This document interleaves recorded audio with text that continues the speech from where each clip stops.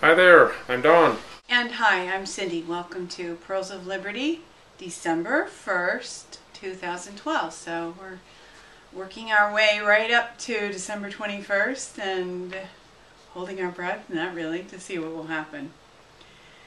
Something was revealed this week that the TSA does not consider themselves under congressional jurisdiction, because they were asked by Congress to give account for some things that have happened, and they said no. Yeah, they wouldn't appear before a congressional hearing, and they're basically saying we're above the law. And of course, if you've studied some of this stuff behind the scenes and some of the things that we've heard recently, if those are true, as I expect that they are, the TSA, Department of Homeland Security, actually works for the international banking cartel that is in receivership of the United States bankruptcy, which is the third bankruptcy right now that it's under. So the real purpose, according to this line of thinking, of the TSA is to secure the assets for the creditors, and that's what the TSA is really doing, training for prisoner control and teaching you that you are a slave, which if you buy into the fact that we owe the banksters money, then that's why they're doing this, and that's why they're not compelled to answer to Congress. But of course, all of that is fraudulent because it was done covertly without knowledge of the other party. So these guys have been playing this game for a long time now, third bankruptcy, and I believe we're about to show them up. I believe that it's about to come to light what they are doing. In fact, we heard a rumor this week that Obama would actually be addressing this somewhat directly, saying the United States is not a government, it's a corporation, and actually revealing that to the public. I'm not holding my breath, but that would be pretty amazing if he did do that. We do know that whenever the cartel is forced to play a card in this game of people versus the banksters, they will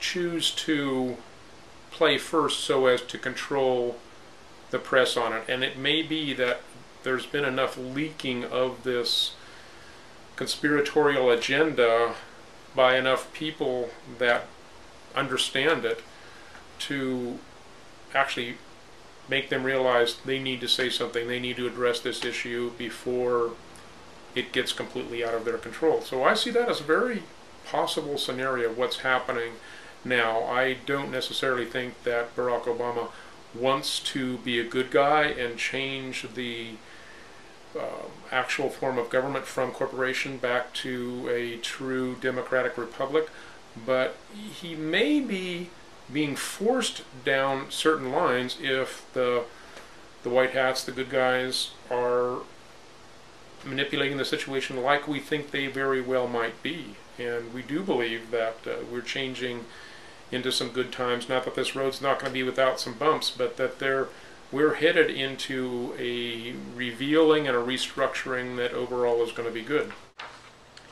And along those lines, toward restoration of America and so on and so forth, interestingly enough, a British newspaper ran a story calling for the end of the congressional allowance for the president to be able to declare war, which began after 9/11 in 2001, and part of the headline is the military pursuit of al-Qaida should end. So we have a link to that story, and as Don was saying, this may be another stepping stone moving toward the restoration of the American Republic. It might actually be that they're coming close, the mainstream media is coming close to actually saying al-Qaida is really your false flag operation covert activity. And they're coming just that close to saying that. So this is really encouraging. Yes, and in theory this would be the end, potentially, of America continually being involved in a war, which has been going on through one conflict or another for about 100 years. So we have great hopes that that might come to an end and we might see peace in the world that is undisturbed by the United States going out and shaking everybody up. We read an article stating that YouTube has been switching out embedded videos. So if you have a blog and you embed a YouTube video, YouTube could display that video for you and under your IP address, but potentially switch out the video so that other people who go to that website, your blog, whatever, will not see the same video that you intended them to see. And there was a link to a video that substantiates this. We have the link. I'm not sure how long it'll be there. But if you have a blog, you may want to check and make sure this isn't happening to you. You can go in on a Tor browser, which disguises your IP address, and in theory you could check that way to make sure that other IP addresses are seeing the same video that you put on your blog page. Yeah, Tor doesn't actually disguise your IP address. It gives you a completely new one. It routes you in from another country or someplace. So you're getting a true second sample if you use the anonymous browser called Tor and check your blog or website to make sure they're not doing this to you. Moving toward December 21st, we are hoping that there will be some sweeping positive changes. And we wanted to take a few minutes to mention some technology, and the list may even expand beyond what we have on our notes, but we want to mention some technology that has potential to reinvigorate the American economy, and particularly the economies of some agricultural states, and to renew the earth and to restore a healthier, more organic, more natural order. And the first of those is a couple that are working on this particular technology to neutralize cesium and americium. And they've worked with both of those elements, and they have neutralized the radioactivity within 48 hours. So if that's accurate, that is great news. Right, yeah. The radioactive cesium, strontium, beryllium, a few other ones that are common radioactive elements in a nuclear explosion or accident such as Fukushima. And I've always said that ever since the big scares of nuclear power and China sent them all that we really shouldn't use nuclear power until or unless it becomes possible to make radioactive material no longer radioactive. And it's now looking like this is a very real possibility. We've heard of other techniques, but these are people that are actually doing it in the preliminary stages, so that's great.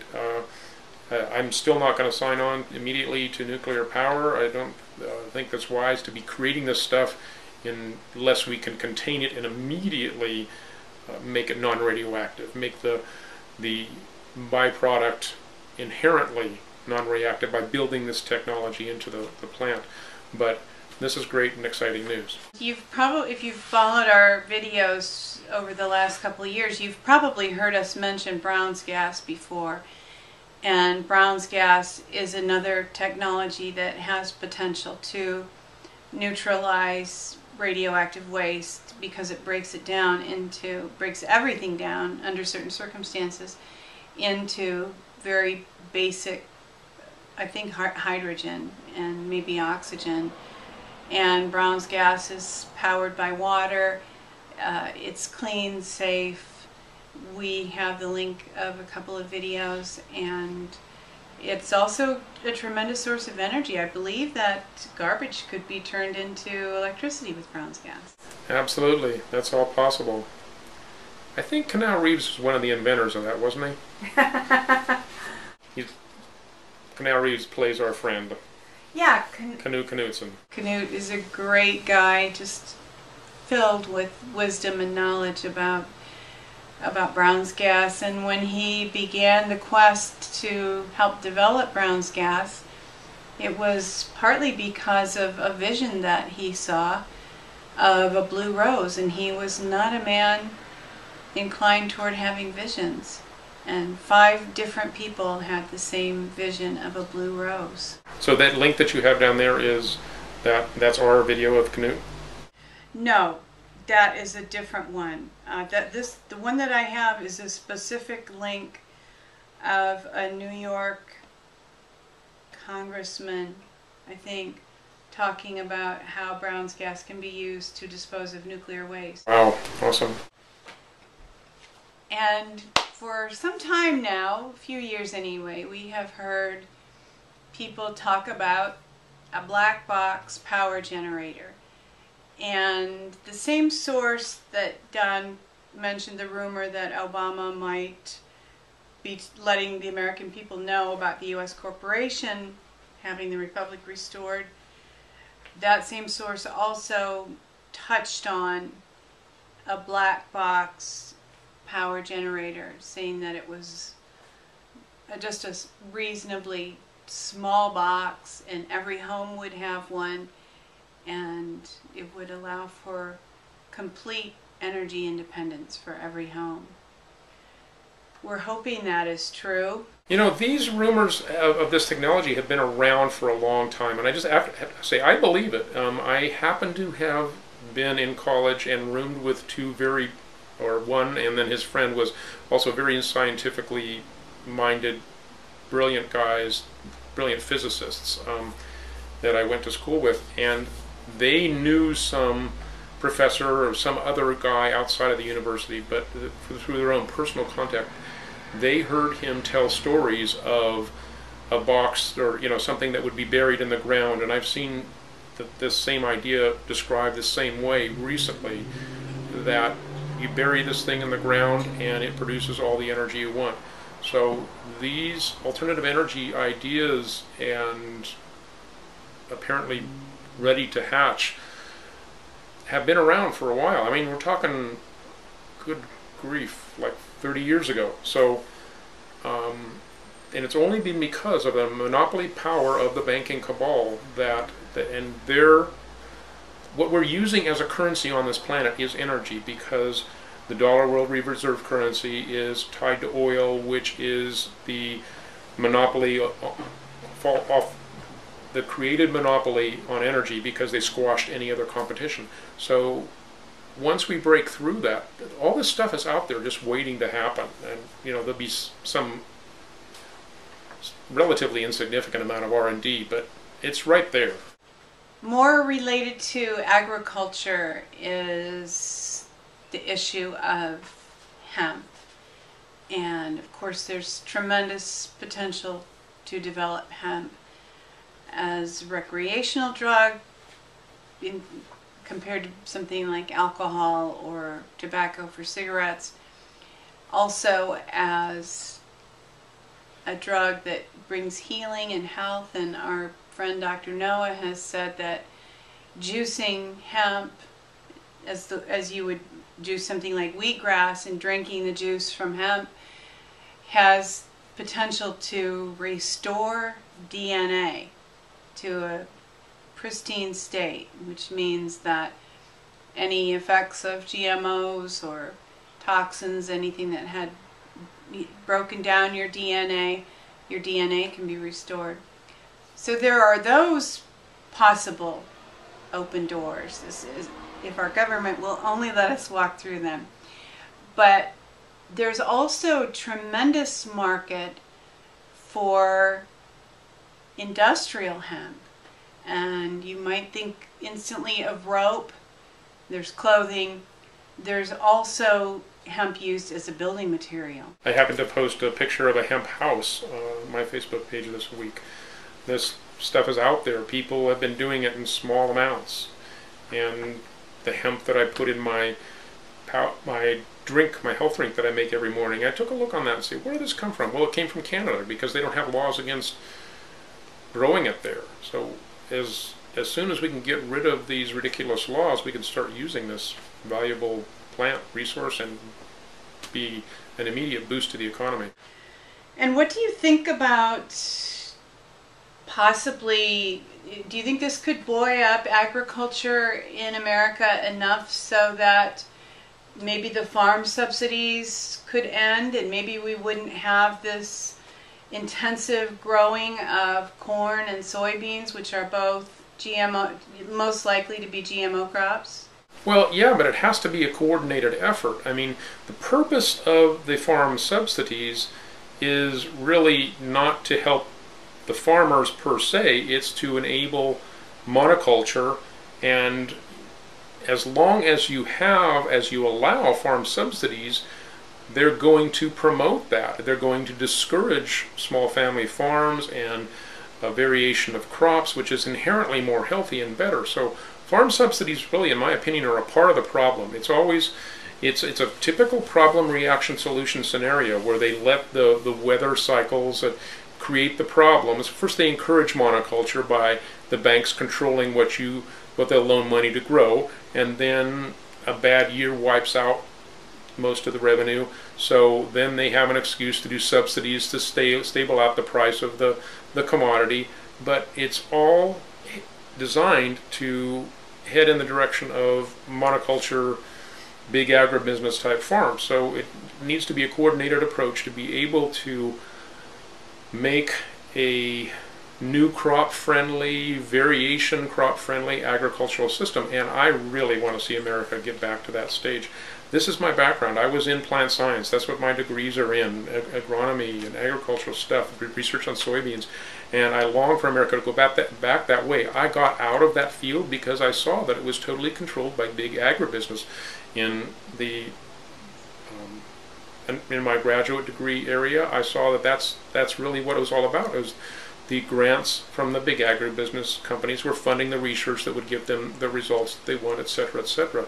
So we've got to get away from that and get back to what really works, what makes people healthy, what makes the farming ecosystem healthy, etc. So unfortunately, no simple solutions. We need a coordinated approach, but that's the way we need to go. And we have some friends who are big believers in paulownia trees, which help to restore the soil, and they produce tremendous hardwood very rapidly, and there are many, many benefits to paulownia trees, and they mostly consider that for other countries, but they would also be a tremendous boon to American agriculture. So there's the promise of a lot of technology that can tremendously benefit mankind. And you've heard us mention in the past the water reclamation technology. And all these things are out there just waiting to be released. And whatever happens on December 21st, I would certainly be delighted if a part of that would be the release of some of this technology that can tremendously benefit mankind, the earth, and our economy. Well, I'm remembering the scripture verse that talks about what has been spoken in secret or hidden will be shouted from the rooftops and will be broadcast.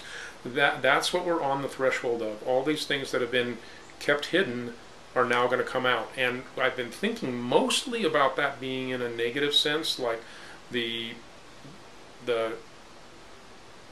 human trafficking being done in secret is now open where people can see it, know what's going on. People are realizing the levels of corruption that have been around. But it also is, in a good way, the stuff that's been kept hidden unjustly will now, well, that was unjust too, but the good stuff that's been hidden will now be able to be revealed too. So there's going to be a wonderful benefit from that. So we thank you for joining us, and I guess it's December 1st, so this is kind of the beginning of, if you have an Advent calendar, this is when you start to open the little doors. So we hope that beginning today and for the whole holiday season, you experience blessing and joy and peace and love one another. See the world the way that it really is. See yourself in it. Walk your walk. You are the one you've been waiting for.